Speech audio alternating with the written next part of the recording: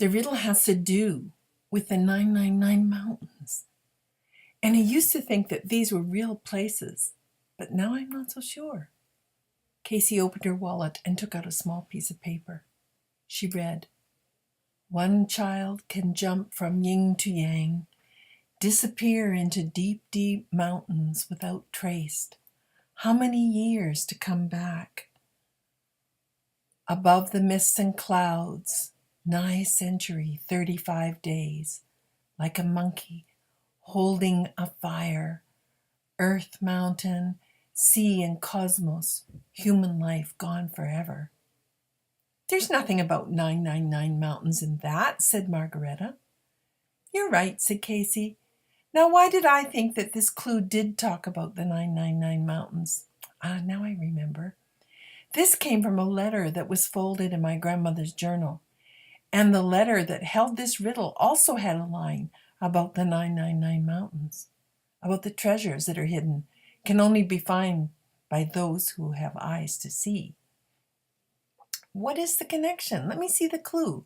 And Margaretta took the scrap of paper and read it out aloud again.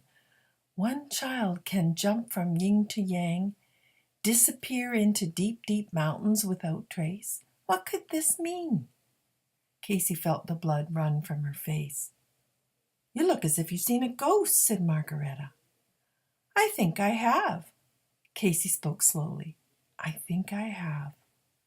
She was remembering the old woman she had met in the caves where Helena lived, Chiang Mai's grandmother, and a picture she had seen of Chiang Mai and an elderly Buddhist monk begging at the Maewa temple. Could it be, she wondered?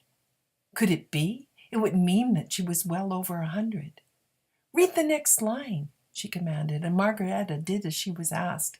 "How many years to come back above the mists and clouds? Nigh century, 35 days. Yes, Casey did the arithmetic in her head. It would make the woman she met well into her next century.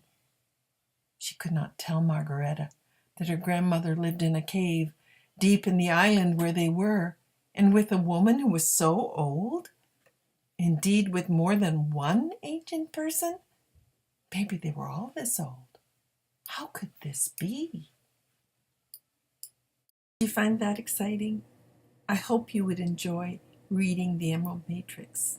Each episode is just as dramatic as the one before.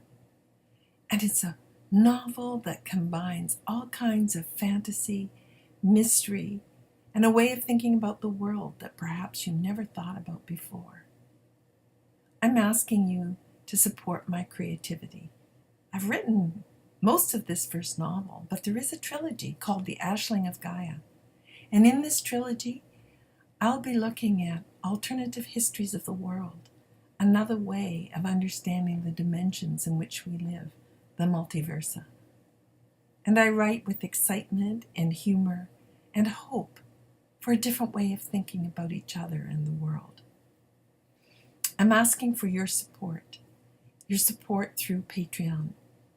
This is a website where people who believe in other people's creativity can subscribe for as little as $2 a month to give me the chance to finish this novel, to finish the capacity to delight and to excite, and to support others in their creativity as well.